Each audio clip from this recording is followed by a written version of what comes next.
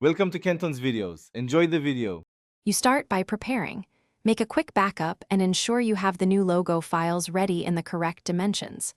Once logged into WordPress, go straight to Appearance, then Customize so you can work live without installing plugins.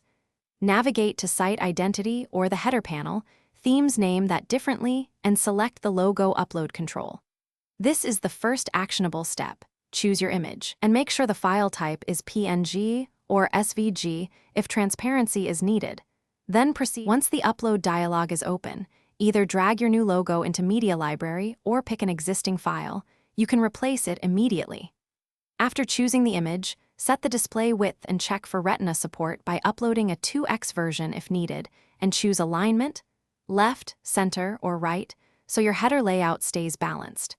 Make sure to use the preview function to inspect desktop and mobile views. This helps catch scaling issues early, so you don't publish a distorted or misaligned header. To finish, publish your changes and clear any caching plugins and your browser cache so visitors see the update immediately.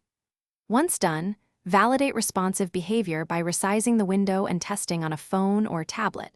Make adjustments to width or padding if the logo overlaps the menu.